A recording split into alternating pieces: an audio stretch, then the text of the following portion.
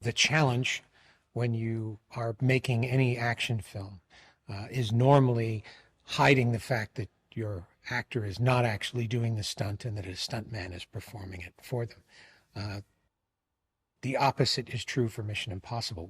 We have an actor who does his own stunts, and we're constantly trying to develop technologies to show him doing it.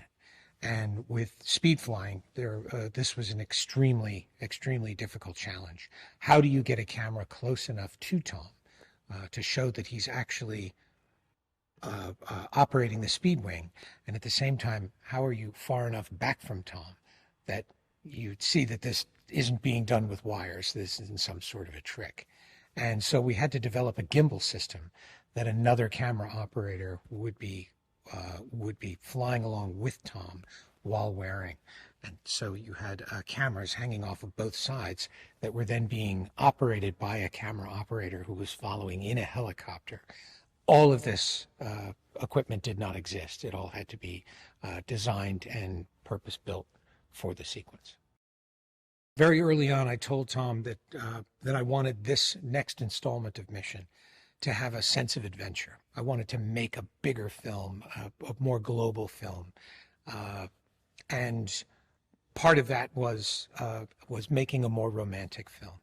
And nothing felt as romantic to me as a train, particularly the Orient Express.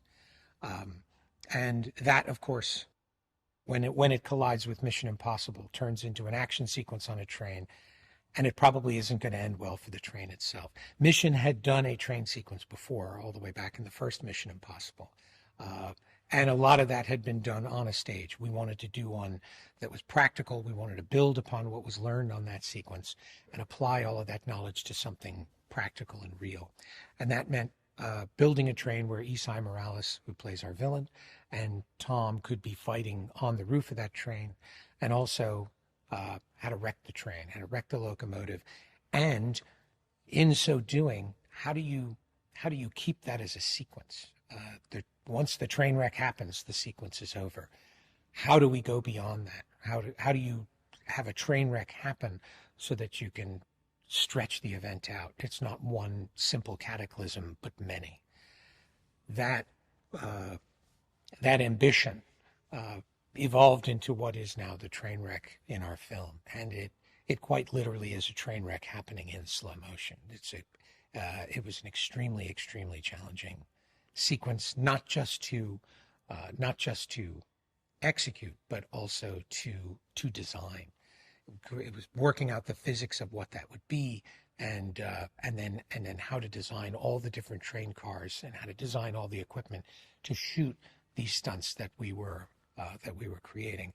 And we did not limit ourselves in the least based on whether or not something could physically be achieved. If we ran into an obstacle, we had to figure out how to overcome it. We didn't just allow ourselves to toss things out. And we created something that was quite challenging, quite challenging. The thing I love most about working with Tom is he pushes you at all times to do your absolute best. You find yourself doing things you could never have imagined possible, sometimes even the week before. I never set out to be a director. I certainly never set out to be an action director. I never, ever set out to be directing a film on this scale.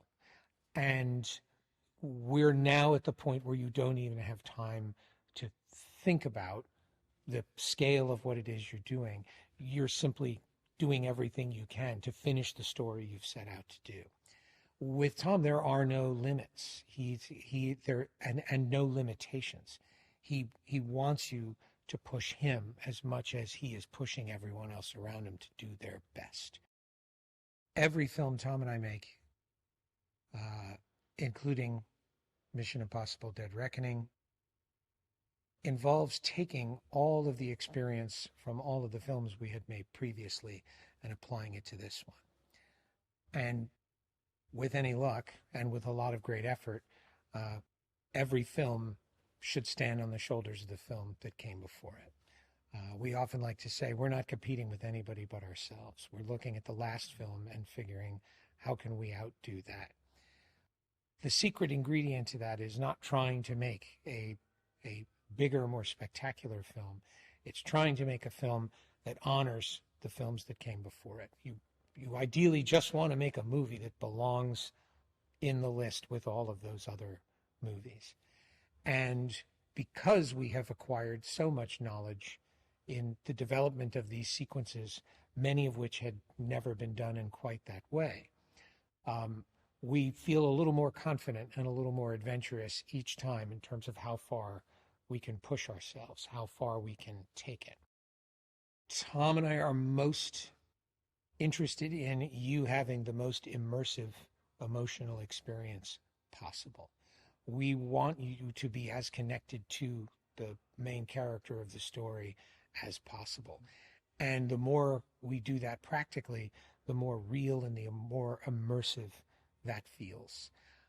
There is something tactile. There is something unpredictable. We could not have predicted what the train looked like going off a cliff as realistically as it was depicted. For example, when that train launched off the cliff with cameras attached to the train, the rotation of the wheels created this strange sense of behavior in the cameras. Had we done it CGI, we never would have made that discovery. When we were on the gimbal and the train was bending in the way that it did, with all of the furniture behaving the way that it did, and there was grease on the floor. The actors are involved in something that is so unpredictable and so chaotic. There's an energy that you couldn't get from that had you just created it with CGI. The problem with CGI, and it's extremely useful in a lot of different ways, you get exactly what you want. And what we've learned from practical action, we very often don't get what we want. We get what mission gives us. We get what fate and circumstance and unpredictable physics give us. That gives you something real and chaotic and completely grounded that you couldn't get any other way. We lean into the chaos. The beauty of going and shooting in all of these different locations, we want to take the audience to places they might not otherwise be able to go. We want to transport you to another country and celebrate another culture, and hopefully inspire you to go there. We're very fortunate in that the places that we go are excited to have Mission Impossible come and show off their city, and we were not disappointed this time. We had a really warm welcome everywhere we went, and I think people were just very excited to see the world coming back to life. What I love most about Mission Impossible Dead Reckoning Part 1 is that every single actor in the story has their moment.